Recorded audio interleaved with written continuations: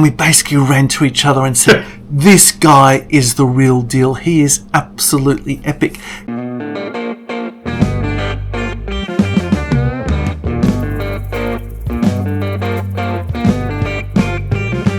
Thanks for joining us on the Gunners Club. You're here with Gunner, of course, with Soos. Do us a favour before you leave. On the way out, leave us a like. We've got a really interesting topic today. Alice Cooper, the god of the macabre, the horror shock rocker. Some people describe him as Marilyn Manson, but with the hits. And my gosh, this guy's got the hits. So, born Vincent Fournier, he was a stage actor. He commanded the stage. First time I went to see him, I bought a couple of tickets. I bought one for myself and my brother. We were on opposite ends of the auditorium. It wasn't until the end of the night we got together and we basically ran to each other and said, this guy is the real deal. He is absolutely epic. How epic? The warm-up act was Ace Frehley, the lead guitarist from Kiss. And he basically made Ace Frehley look like a no-show. That's how epic this guy was. The next time he came to Australia, of course, I bought a ticket again. My other brother came, and it was within about 3 seconds of him getting on stage. And, he carries that baton, which he wields. He says it has some allusions to his French pedigree. Yeah. And he commanded the stage, and I could see in my brother's eyes and his whole body language, he knew he was in the presence of a guy who was going to take him through a whole journey. This is why I love Alice Cooper. You were saying to me, who? Who the fuck is Alice? Who's Alice Cooper? He's a shock rocker. He is a man who dominates the stage and dominated the charts during the 1970s. Think going back to an era where music was all about the song, but he decided to start to introduce a bit of pathos, a bit of passion, a bit of horror, a bit of gore, and a bit of gothic. This isn't the same guy from Alice's Restaurant entire massacre movement, is it? No, so let me win the picture. So you've probably heard of a few musicians like John Lennon, Ringo Starr. Oh, vaguely, you know, in passing. Harry Nilsson, Mickey Dolenz, the golden voice from the Monkees. These guys used to hang out together at a bar in the 1970s. Seriously, these guys? Yeah. And so during the day, some of them would get together and they'd play softball. And during the night, they would drink and outdrink each other. And they were known as the Hollywood Vampires. Now, to join the Hollywood Vampires, you had to be able to outdrink every other member of the crew to do that. For some of them, their lifestyle didn't end up well. Keith Moon from The Who, the drummer. I think I'd be in good standing there with them. Well, Keith Moon, the drummer from The Who, he passed away, I think, at 31 years of age. He was a member of that. And still today, one of the bands that Alice Cooper runs is with the actor that you know, Johnny Depp. Oh, yes. And they call themselves the Hollywood Vampires as a tribute to that social club that they had in the 70s. I would have loved to have been there. It would have been fantastic. There was a period, though, after the success of the 1970s where Alice Cooper left the band. And he actually he changed his name. He took on the name of the band. You see, Alice Cooper was the name of the band, not of a person. Okay. He changed his name to Alice Cooper. He loved the name because the way he describes it, it's a sort of name you'd expect to hear from a sweet child who's holding a knife behind her back. You're getting the idea of what sort of music this guy does. Now, when he goes on stage, you will expect him to die at least twice during the course of the night. It might be that he'll be basically garroted. It might be like a French assassination with the guillotine. And you'll expect, just as a matter of course, the quotidian thing is that he'll be chased by 12-foot zombies and things like that. We're talking about epic fun, buckets of blood, lots of mascara, lots of creepy noises, lots of good fun, and outright rock as well. And you should see the people that you meet at one of these concerts. We were there, and this chap said to us, I just go here for a lot of fun, and I will. And he'd bought a seat. But as soon as the concert started, he was off like a projectile rocket straight to the mosh pit. Didn't matter what sort of ticket he'd actually bought. He knew what the concert was all about and what he was going to do. But you see, after the 70s... Is this where people came dressed up in all the black gear? I know what you're thinking of. What do they used to call that? You're probably thinking of the Rocky Horror. No. There's a whole fashion thing about people wearing all black or black fingernail polish, black mascara. In Africa, they call them goth or something. Coffin kids in Africa. But here we refer to them as goths. Yeah. To some extent, yes. If you go to one of his concerts, you'll see a lot of mascara. You'll see some people dressing up to some extent that way. Goth has become a little bit more emo these days, more based on deep emotion and things like that. Yep. But you'll certainly see people dressed up in that sort of way. Interesting fashions of the night. A lot of black. A lot of women who are showing their assets. It's a lot of fun. I'm in there. But you see, after he'd left the bands, and that was after the album Muscle of Love, you can make of Muscle of Love what you wanted. Think of it, Kiss at the same time weren't staring much past the navel with songs like Love Gun. Oh, yes. It was sort of de rigueur. He went out on his own. Welcome to My Nightmare. What a fantastic album. He changed his name to Alice Cooper, and suddenly it wasn't about the band. The show was about him. The show was about the man. But of course, fashions change, and during the 80s he recorded what people regard as the blackout albums. Blackout means he can't remember writing the albums. He can't remember playing the albums. He can't remember recording the albums. He can't remember the albums. Where the blackout period starts, it's open to some debate. Some people would say it's limited to 3 albums. Some people would say it goes back a couple of years before that. What I'm going to do is step us back one album before that, what is the core of those 3 albums, with Flush the Fashion. You were speaking about fashion. In this album, what he decided to do, this was 1980, he decided that music was all about the fashion and people's tastes. And remember, he was a progenitor of horror and the macabre. And he basically took himself away from that to a more sort of proto-punk. And a lot of this sort of music was in the air. If you have a look what was happening, for example, in Germany at the time, you had bands like Einstürzende Neubauten. You had the music from Austria like Falco, and from Switzerland you had Eisbär. These sorts of bands. It was more minimalistic. It was a little bit more synth-driven. But the guitars were very much punk orientated. Remember, punk in Australia was really about, say, 77 to 1980. Yeah. Well, this was hot on the heels in 1980. Had one hit on it, We're All Clones. He didn't write that song. It was a number 10 hit in Germany because you had that whole Neue Deutsche Welle, the new German wave of music in the air, which was minimalistic synth-driven music.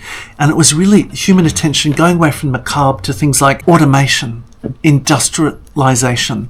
You still had communism in existence at the time, and people thinking themselves as part of a society which would refuse to let them change. Think of the way that Freddie Mercury dressed in the early 80s. It was very much that homosexual German clone look. That's actually what the look was called. So the song Clones, We're All Clones was a big hit off that album in Germany. Didn't do so well in the rest of the world, and people were starting to think, what in fact is this guy doing? Well, what he did was this. His next album, which we'd say is definitely core part of the Blackout albums, Special Forces. Now, Special Forces was 1981, hot off the heels of it, recorded with no overdubs. It was done within 5 weeks. The album was already on lacquer. It was done. He describes it as the most unrelenting, hard-driven music that he's ever done, or at least at that point. And he says it's just uncompromising, it's unrelenting, it just goes on. His attire, if you go back, please have a look at some of the videos for Special Forces on YouTube. He looked like a street-walking woman who'd had a bad night out on the town and finished off after a very, very late shift. When I say the film clips are scary from that period, scary in that we are scared from him, for him. He looks haggard. He looks schmooked up like your mum. He looks gaunt. He looks emaciated. We don't know for sure what he was on at the time, but the fact he can't remember recording these means he was on to something. These 3 albums, which I'm introducing, Special Forces are first, they didn't really trouble the charts, and I love that expression, but I think they're a fantastic zeitgeist. They are a ghost of the time. It's really this period in a bottle. It's a great fun album. These albums are unrelenting rockers up to the very last one, which I'll discuss as being a little bit different. And I always get the feeling if you could just drop the tempo by 20%, it'll change from proto-punk electronica, perhaps a little bit more across to, say, rockabilly. In these early albums, Flush of Fashion, Special Forces, you can hear shades of Rolling Stones. You can hear shades of Queen, particularly in the guitar. Really good fun. Very pithy, very tongue-in-cheek. And with Alice Cooper, he likes to have a lot of asides. So if you're listening in closely, you can hear him as though he's actually wondering about something, or he's mulling something over in his mind. Or in fact, if he is an alter ego, or talking to an alter ego, maybe that alter ego is you. Yeah. You see, Alice Cooper is not the man, it's the persona on stage. In fact, Alice Cooper, when he gets up on stage now, he doesn't dress this way. He dresses in a more classic 70s Alice Cooper, but there's actually still two different forms of makeup that he has around his eyes. And which one he puts on stage is how he feels on that particular night, exactly who that character is going to be. So the next year, 1982, was followed up with another album which didn't trouble the charts in England or the UK at all. In fact, it didn't record in the top 100. I love the name of this title. It's sort of wince-inducing. Zipper Catches Skin. Oh dear. Now, interesting front cover because it's got the words to all of the songs on it, and that smudge of red, which could be to incite passion. It could be blood. It could be some part of the anatomy that's caught the skin. Yeah. I really kind of like that. It's very effective on the CD cover as well. These reissues are fantastic. Beautiful cover if you're into your vinyl. And it talks about this one as being, it talks about as being the new wave classic. Look, I think with the best of intentions, we can't pretend that this was a classic, but it certainly was a new wave. Of the three albums in the series, I would say this is probably my most fun one to listen to because I think it just goes on and on and on. It's pretty much unrelenting. You could probably look at Special Forces as being Flush of Fashion number 2, and Alice Cooper, after he'd recorded it, explained it as being exactly that. I would say that Zipper Catches Skin is just a little bit different. There's good humour still in this music. On to the very last one. I spoke about what the red signifies on the album cover, and it could be blood, it could be a part of the anatomy, it could be passion, whatever you want it to be.